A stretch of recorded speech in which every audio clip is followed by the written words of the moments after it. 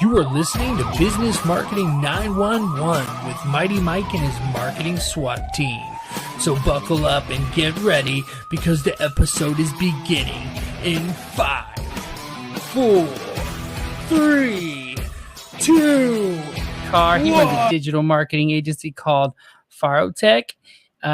He's developed a digital marketing system that helps generate leads, nurture leads, and turn leads into clients. Super excited to have him come on. It's such a blessing to the show, and I'm just excited to meet you as a person, man. Welcome. Thank you very much, Mike. I'm happy to be here. Cool. It's cool. So I got to tell you, like, I got my cool background, my cool backdrop with the logos and stuff, but I mean, it doesn't even compare to this cool, like, TV in the back. Yeah, man.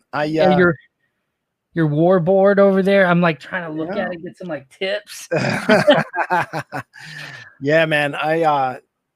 We've been doing this for almost 19 years, and I tend to like live in this office. And so I remember like saying to my business partner, like, if I'm going to live here, like I'm going to have a lot of the toys that make me kind of see this thing straight. And, you know, over time, you just start piecing this thing together. You sort of draw your own strategy, and you wake up one day and the whole room's kind of like a beautiful mind where you have all these connections and stuff like that. But I could show you some boards over here. Drives my girlfriend crazy. She's just like, you're doing that all the time. And what's it doing? I'm like, well, it's all in here. See, it's happening. I know my employees are like, can you think with a marker when you don't have a marker in your hand? I'm like, not really. Like I always, you're drawing like the simplest things ever, but like I'm very visual. Like that's kind of like how I think, you know?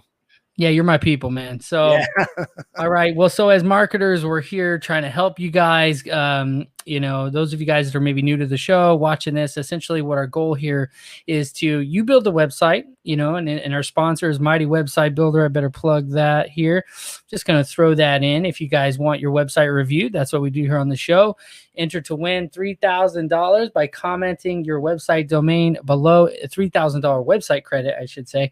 Enter to win that. And of course, if you're watching on YouTube, Facebook, or Twitter, give us a thumbs up, give us the hearts. Let's help the algorithms. So good stuff. So let's just dive right into it. Like, how did you get started in marketing?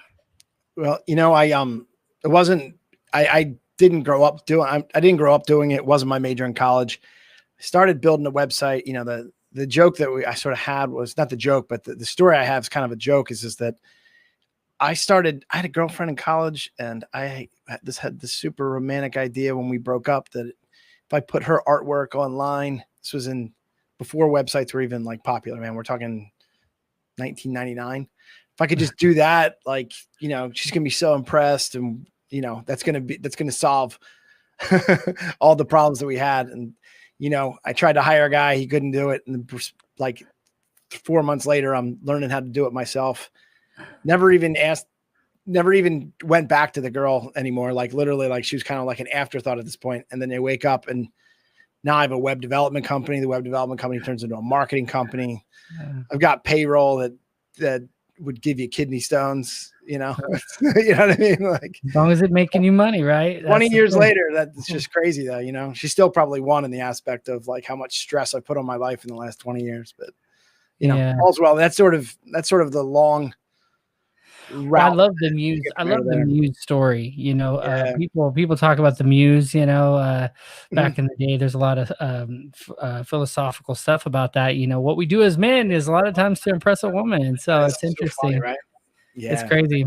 Yeah. So tell me what out of all the marketing things you do, you have a lot of resources at your beck and call. You know, they said one of the things that made Ford so smart, you know, the Ford company, Henry Ford, one of the things that made him so smart wasn't that he was himself smart, but that he had like a switchboard where he could push any button and call forward the knowledge from so many different experts that he had at his beck and call. Sure. So now those are all great things, but we want to extract as much as we can out of Chris here, because I know you got those resources. But Chris, tell me, what is your marketing superpower? What are you just great at? Well, I think what we found is that we work with a lot of companies, and they would do what we call kind of silver bullet marketing, which means that, you know what, they said, if I could just get on the first page of Google of my website, it would solve all my problems. Or if I was just really good at social media, it would solve all my problems. Yeah. And what we were able to do is kind of say, you know what, like I would ask like really direct questions. I would say, They say, well, I want to be on the first page of Google. And I'm like, why? I'm like, Yeah. duh, I want to drive a ton of traffic. I'm like, well, what happens if I drive a lot of traffic and your website sucks, or your messaging is off, or you're not measuring your conversion rates? You know, all this stuff, it all matters, you know? Yeah. And if you use the expression, like, don't sweat the small stuff, you'd never work for me if you didn't sweat the small stuff. Like, that's what we do.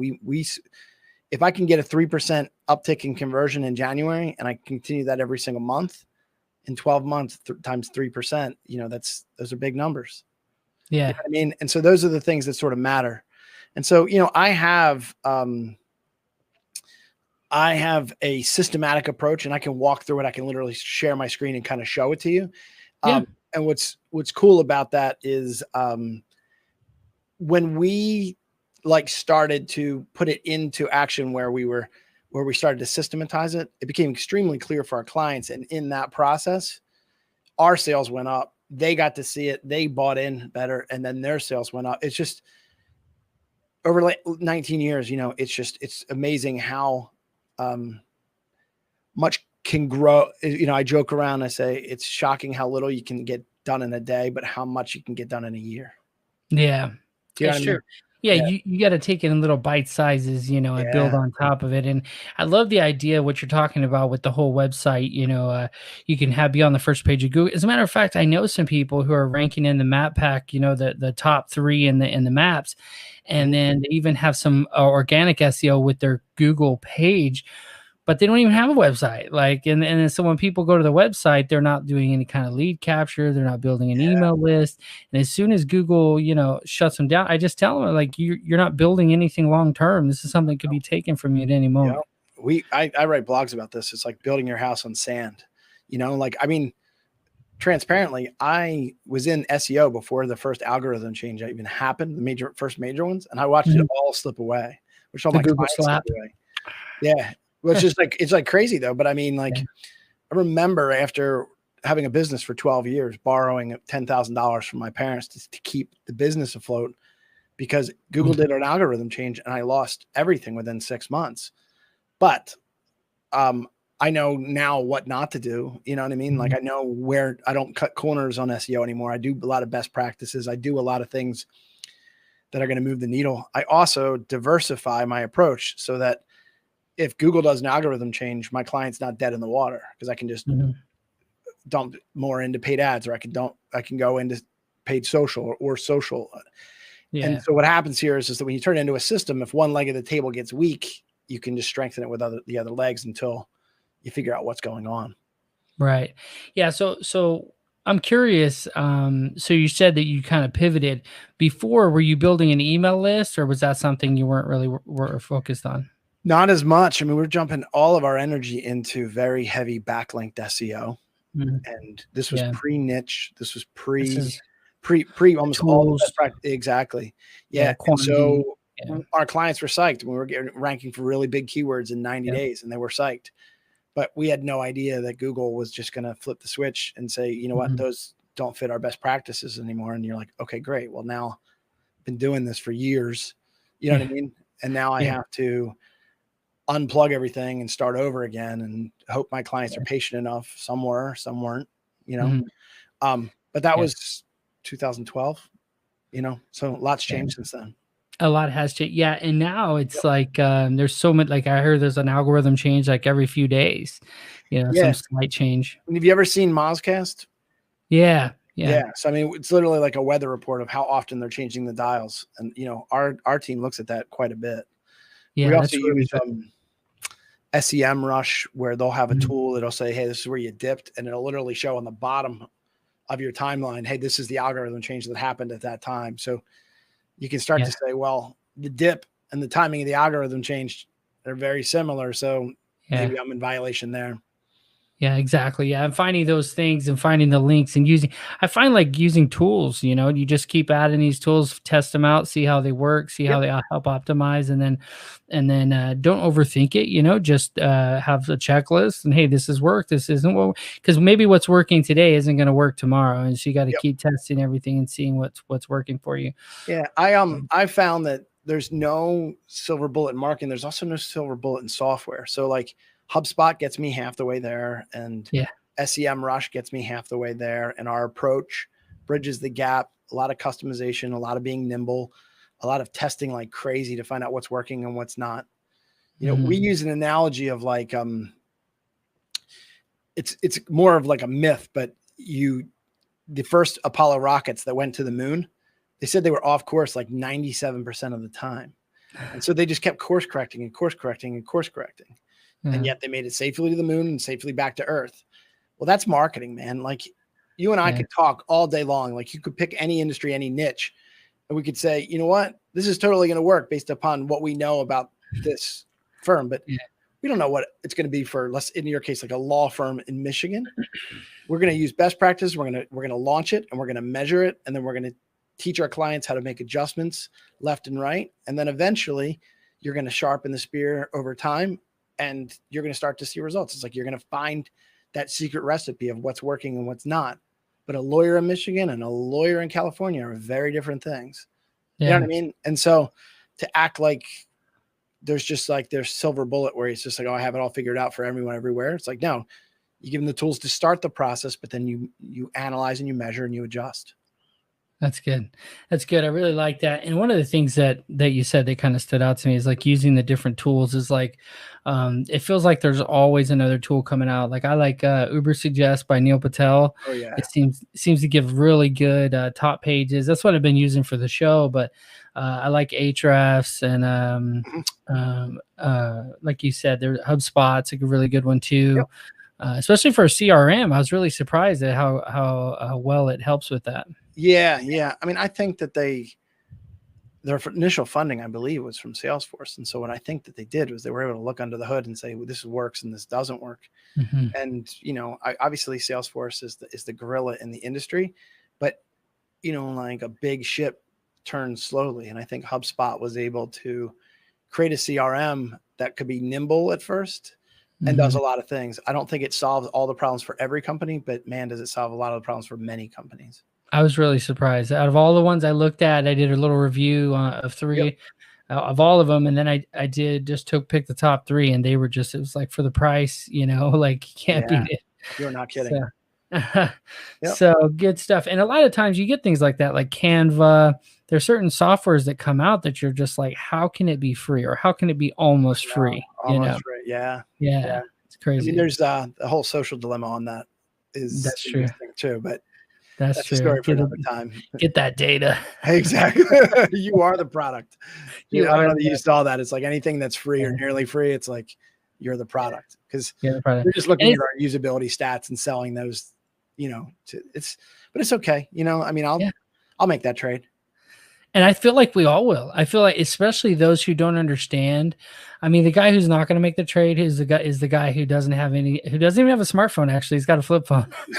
Yeah.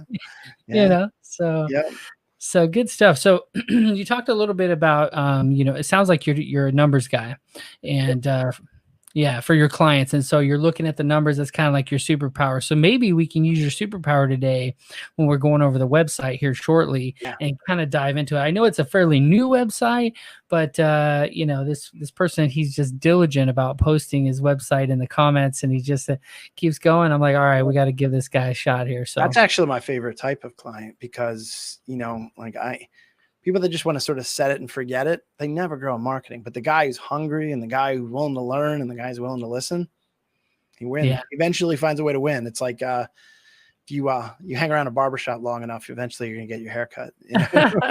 That's a good that's a good one. So so what are some of the things that you would say someone who's getting ready to start a website, what would you say is like the first 3 things they should consider when they're setting it up? Well, the first thing you got to be able to figure out is that what are your goals from an aspect of, everyone says goals, right? But you got to say, how much am I willing to do here? Can I share my screen real quick? I don't know. I don't know if it'll let you share it on StreamYard here. Yeah, I know Zoom will. It should. Let me just give me 1 second here. 1 second. Just take a second.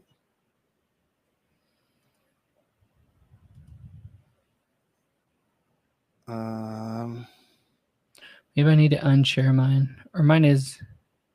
You know what?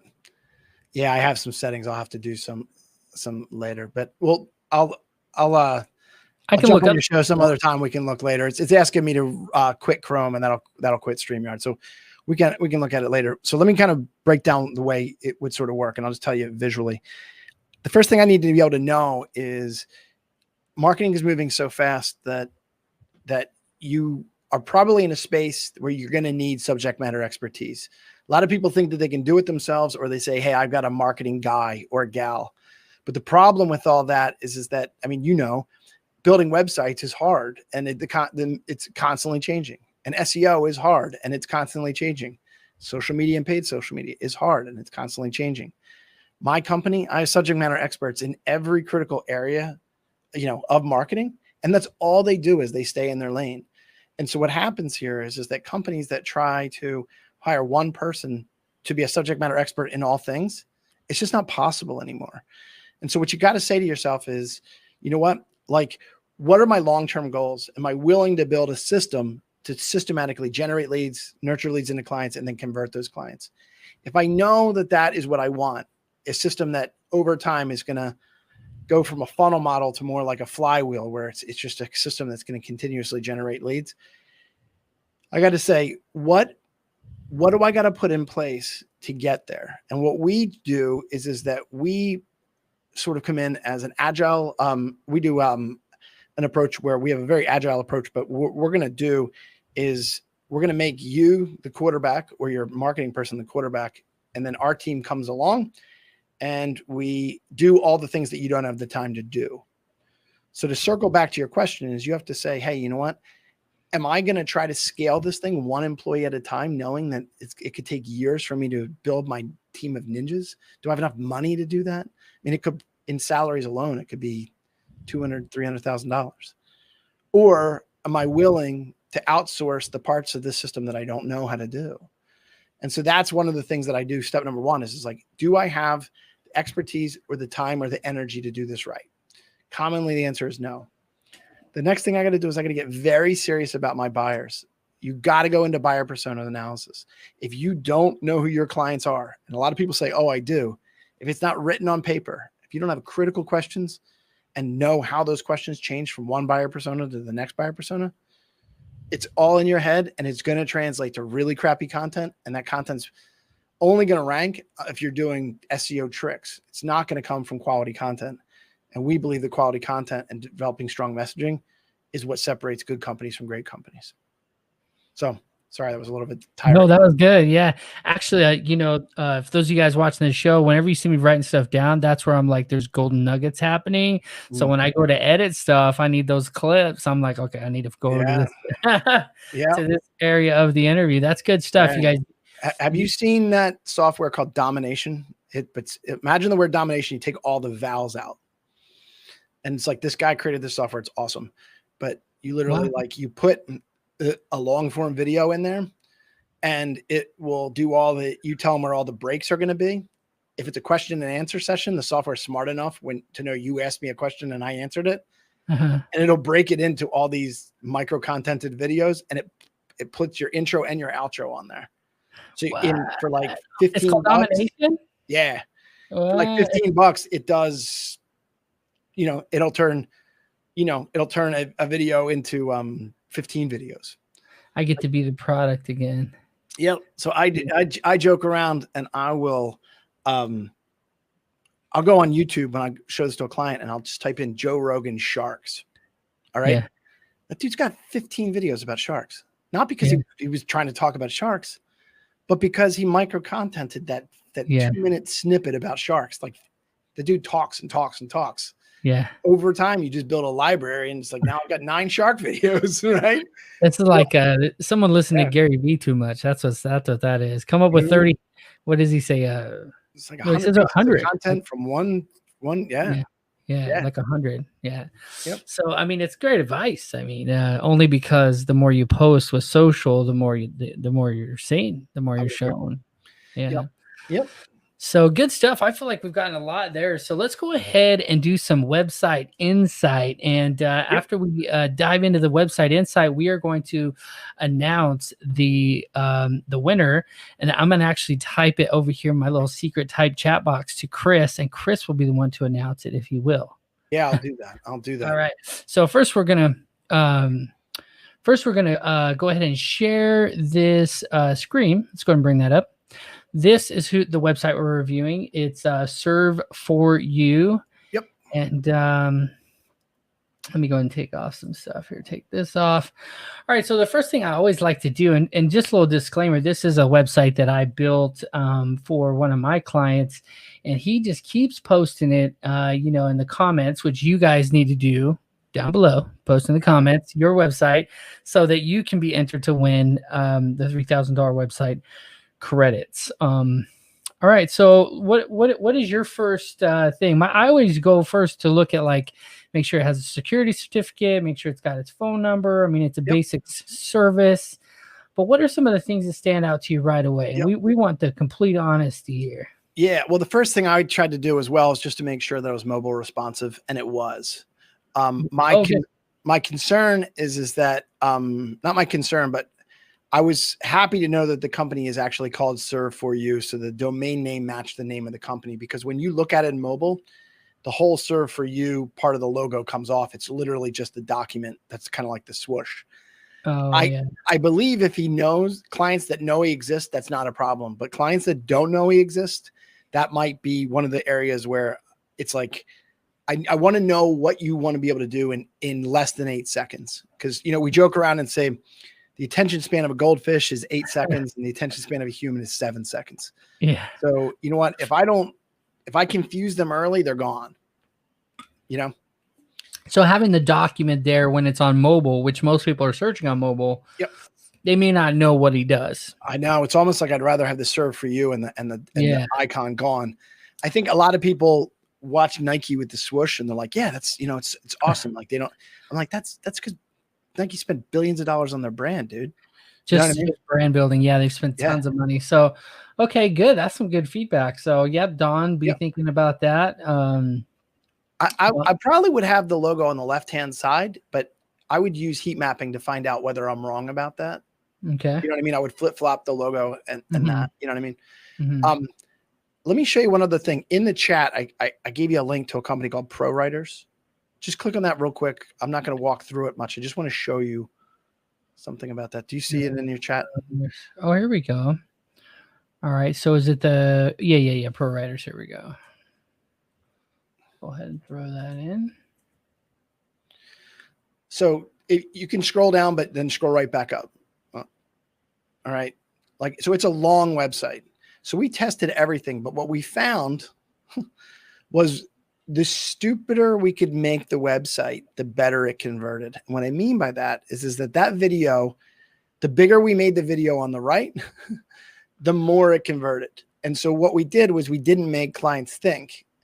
Do you know what I mean? Yeah. And so when you go back to your website, the Serve for You website, I want to have I would recommend having a video right there to the right that it clearly explains their unique selling proposition, who they are, what they do, why they're unique. You know what I mean? And so that's going to be one of the critical things that we recommend that you do is, you know what I mean? Have a video. Absolutely. Exactly. Yeah. And I would use that same video on the YouTube welcome page as well. Yeah, video is big. ClickFunnels, when I was studying those guys, it seems like every single landing page, every single video, every single page always had some kind of a video. Correct. And so a lot of people, though, think that they got to have themselves on the video. What are some other ways that you could have a really engaging video without having to put your own face on there? Yeah, I mean, that's a really good question. I don't want to really go into this too much because you can do it wrong, but there's even actors you can buy on Fiverr that can be your spokespeople. We use professional spokespeople because we trust who they are and we care about their brand, but there are ways to do that. I just always get nervous about the cheese factor when you pick someone from Fiverr, but there are some good ones on there. Other things that you can do, in that process are to look at just using kind of B-roll to talk about your product. You don't need a spokesperson in the actual video. So sure. You know what I mean? I think it's great to humanize your brand, but you don't have to. You know? Yeah, I actually recently decided for one of the brands I'm building, Virtual Legal Pros, I decided that I was going to hire an actress. And you know what's Yeah. crazy is it, depending on where you're at, like here in Orlando, there's groups so you can actually join and post in those groups. So they're just full of actresses. I got to tell you, I got probably 100 applications from all That's awesome. beautiful women who are all like have videos where they've already done things. You know, Yep. they on what is it, IFMB or something. Mhm. You know, they have actual profiles where they're actors and they're starving for work. You Yeah, know. man. Yep. So, I think especially now, I mean, in COVID, there's not much. Broadway shut down. The film, it's hard. It's harder now than ever. And you can't even get a job as a waitress because most of the restaurants are shut down. it's sad and true. I And know. so you can get out there and they'll love to pay the idea of $100 for a 4-hour session, you know. So Yep. The idea you can have someone professionally come in and read a script that you put together that they're going to be able to come in and just say that's a good alternative. So Yep. Good stuff. Okay, so I did pull up your report here, which is pretty cool. This is similar to Neil Patel's tool, it looks like, maybe. Yeah. So what it's going to do is we're just going to look at their citations here. So your citations are the critical directories that we believe as a client you should be on. And what you want to be able to do is you want to have consistency with your name, address, and phone number. Yes. What you're noticing here is this gentleman isn't registered on Google, hasn't claimed his Google My Business, or at least it's not showing that it has. And then same thing with Facebook. Now you might be thinking to yourself, dude, nobody's going to find me on judysbook.com. Like you see that in the bottom left. Yeah. That's not why you're doing this. What you're going to do here is that as you get consistency with your name, address, and phone number, those are certain triggers that Google's looking for. That's going to help you with local pin packs. And we've even noticed that it's helped improve domain authority. When you improve domain authority, when you improve domain authority, you're able to get keywords to launch bigger, stronger, and faster. Yeah, that's really good. And it's a good point. And so he doesn't have a whole lot of competition in his local area. So it looks like he's showing up in Google My Business. But what would you say? I'm curious here. I don't think he claimed it. Did he claim it? Yeah, I think he's claimed it. I just think that he doesn't have all the information, right? Because I don't see the physical address here. Yeah. Versus this one. Look at this one. See, this one has the physical address with the phone number. Yeah, it's just not optimized. I mean, our software is even showing it just hasn't been, you know what I mean, that he hasn't claimed it. The other thing, if you go back to that, you're looking at one review. Yeah. Now, every industry is different, but the more reviews you can get, the better it's going to help your pin pack. Now, keep in mind that, like you said, he doesn't sound like he's got a lot of competition, but I don't know what ancillary keywords are coming up with Google Map Packs. So he might be scoring on, what is that, process services in Texas, process server. Yeah. But it's very possible that there's like other keywords related to process server that he might not rank for. I don't know what another. Yeah, like legal services, something like that. So he doesn't show up at all. Yep.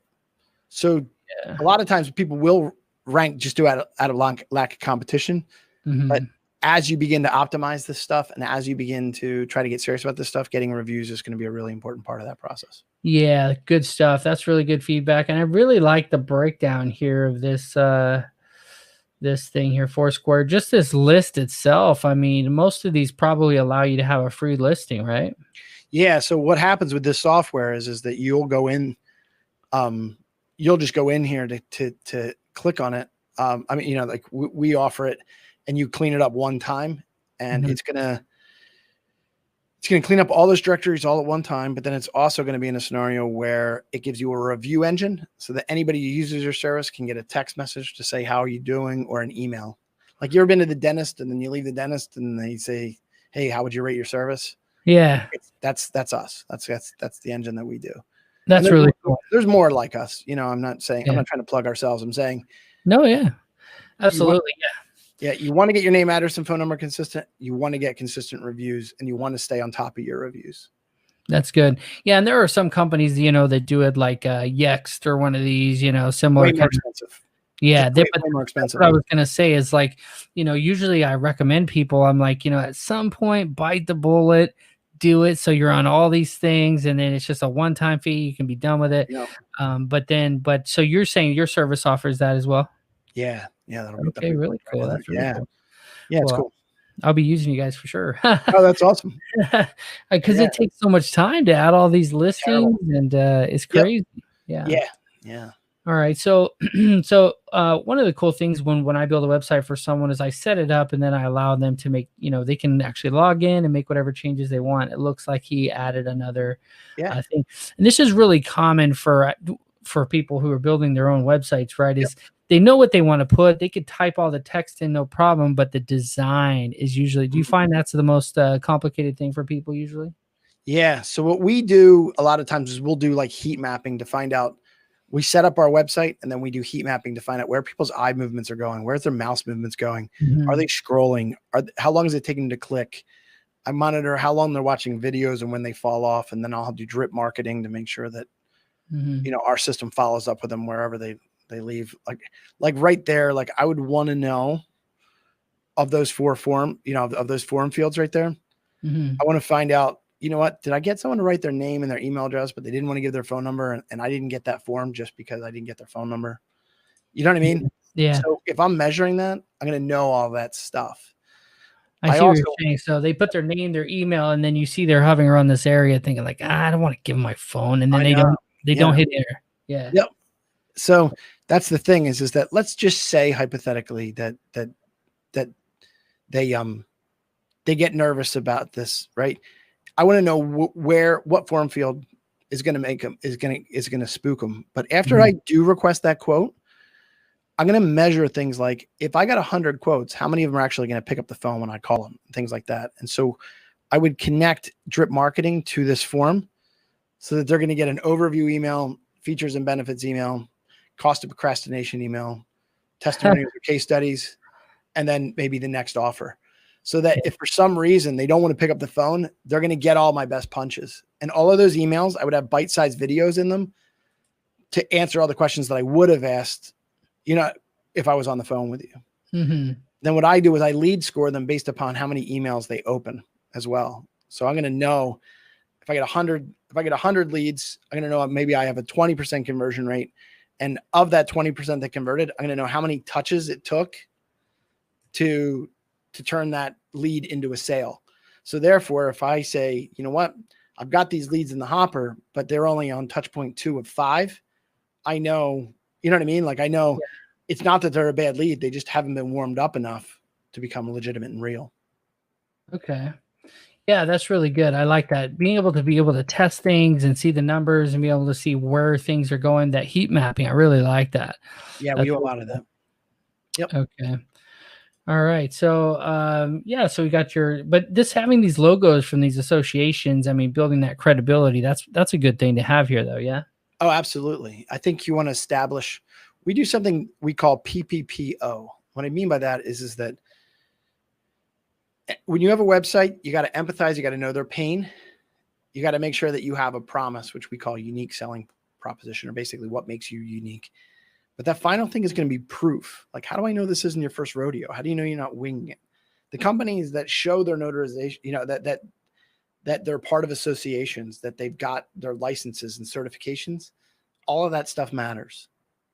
I think one of the things that I would probably recommend that he does, even if he can't name clients, I would have case studies built into his website to show this is a problem that most people see very commonly, and this is the process we've done for them, and this is their path to success. That's good. That's good. I like having those, sometimes just the granular of having just a snippet from Facebook and then a snippet from Yelp or a snippet, and they could actually see the person's face and their name and stuff. I feel like people want that authenticity. And so that's really good. And one of the things that we do is, you see how we're on like StreamYard? Yeah. What we do as a service is we'll go and let's say hypothetically you got 10 clients. I will interview your clients, right? But the camera will be on them. I'll ask him a question.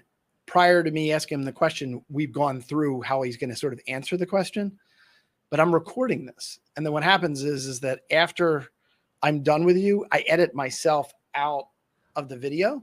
Huh. And now I have custom testimonial videos built into the website. That's You know what really I mean? good.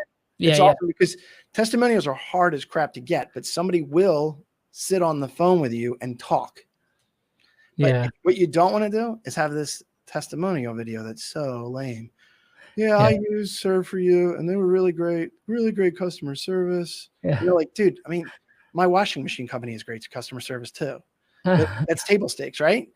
But if I ask them, hey, you know what was it like when you were in a jam and Serve for You came and helped you? What was it like when you found 4 other competitors, and where did they fall off? You know, like, you know what I mean? Like, those are the nuts and bolts of testimonials that I want to get, and I want to make bite-sized portions of those. And maybe I'm doing a Tuesday testimonial Tuesday, and that's a social media post. Yeah, yeah. Things like that. You know what I mean? Yeah, you could do little clips and just the smallest amount. Like I did one for an association one time, and I did this video. It's 60 seconds to go on Instagram, so it could go everywhere. And I think we ended up cramming 25 or 30 people into this 60-second clip where I basically made them tell a story, be like, Naps gives me all of my work, and 50% of my work comes from this association, and by the end of it, there was a lot. It was at a conference, so there was a lot of noise. But by the end of it, it was like, how could you not join this association? That's awesome. That's great. That's great. Yeah. Good stuff, man. We've just been killing it here. What do you think? What is kind of like your parting piece of advice for that person out there that's like, okay, I got my website. I get that I need to, hire a company like yours to like go over the heat mapping and figure out my reviews and stuff. But now, how do I drive traffic? Like, what is your number one tip for getting eyeballs on the website? I would develop an editorial calendar. And your editorial calendar is going to allow you to go from being a reactive marketer to a proactive marketer. If I know what content's going out in the next 30, 60, or 90 days, and I can schedule my watch by it, and I'm using a team to do this in the background, it sounds very weird, but my company doesn't hit home runs. We win by single after single after single. And as you start to just build that momentum, it's not like a blip. It's literally like it compounds. And so my point is that a lot of people want to be good at marketing, but they're reactive. They say, we live these quiet lives of desperation. It's like, well, I got a trade show, so I got to sprint to be ready to the trade show. Or Christmas is coming. I got to make sure my website's ready for Christmas. Or I got to do all those things. Do you know what I mean? So my vantage point is that I want to be in a scenario where they can set their watch by everything. You also need to know that, let's say hypothetically in your best case scenario, that content is going to rank in 90 days. I need to schedule the editorial calendar 90 days prior to when I need it. Do you know what I mean? Yeah. So that's what the editorial calendar is going to be able to do. Okay. So I love this idea, because anybody who's ever studied YouTube, and this is one of the last questions I want to really kind of dive in on, is YouTube channel. So like YouTube's the second largest search engine, right? Absolutely. I mean, if a business like this, let's say Serve for You, started putting out these videos, little short clips and stuff, I find that it's not too hard to rank on YouTube for certain keywords. You can kind of hack these other people's videos and see what keywords they're using. They're already ranking, and you could be put in the suggested ranking section. Yeah. But how do you think it is that you would use an editorial in your editorial calendar? How would you put YouTube or video creation into that editorial calendar? How would you do that? So step one, I'm going to kind of go step by step. So step one is I'm going to figure out what I'm going to say. Like, in other words, what blog am I going to do? Then what I do is I figure out what are the keywords that have to go into that blog. Then the next step is I get on camera and I talk about that topic, and I make sure that I mention the keywords in that content. After I've developed that video, I transcribe the video. So now I have text, and then I take the text from the transcription of the video and I SEO optimize it into something that's very readable. Now I've got a video for YouTube. I've got text for my blog. And then what I'm going to do is I'm going to take that video and I'm going to syndicate it on as many podcasts as possible to see if I can get some backlinks from podcast hosting to that content. That's good. So would you say like maybe throw in some name dropping where you mention people, like we mentioned Neil Patel in this video. If you're, if you did a blog post and you said, hey, Neil, by the way, we shared, we talked about your tool here. You can absolutely do that for backlinking. I would probably really try to get hyper personal on who you're trying to go after. If they're too big, they might not respond to that. But Right. if they're people that, like, if you mention me as a company, I'm gonna what do you call it? I'm gonna promote your content because I'm big enough to be big, but I'm small enough to know that every mention matters. Every mention. Neil probably gets mentioned 50,000 times a day. He gets mentioned to a point where it's an absurdity. It's like, okay, yeah, I got enough links. I know. Thanks. And do you know Brian Dean? I've heard of it. Yeah. Yeah. So this is so funny, is he consulted with us before he was Bobby Big Time. Okay. And I was like, oh my gosh, this dude's a genius. And lo and behold, like 2 years later, he's at like Neil Patel level when it comes to YouTube. It's unbelievable. Yeah. It's just crazy. And so I wish I would have started a YouTube channel 10 years ago, but You're not kidding. Yeah. The second best time is now, right? That's right. Yeah.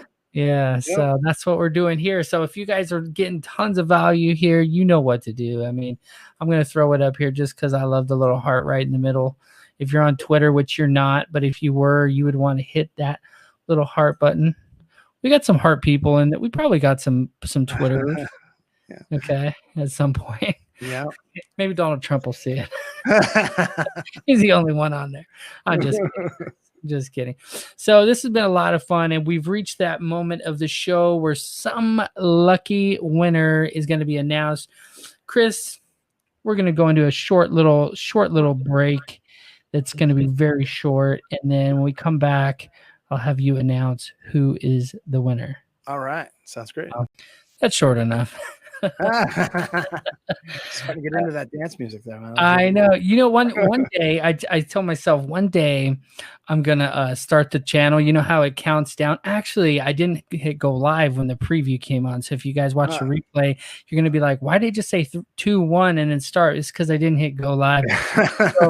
So the only person who saw the intro today was me and Chris here. So, but it was wonderful. So yeah.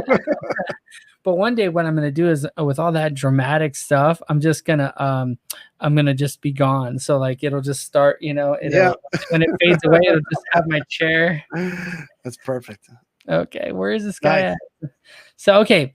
Without further ado, who is this week's $3,000 website credit winner? All right. It's Blue Panther of San Antonio. Blue Panther. Congratulations. All right. So what that means is, we give you $3,000 worth of credits. MightyWebsiteBuilder.com gives you those credits. And of course, Chris has got some really cool stuff going on over at Farotech. How do you pronounce that? Farotech. Farotech. Okay. Well, I've been pronouncing it wrong the whole time. That's okay. That's okay. I get that a lot.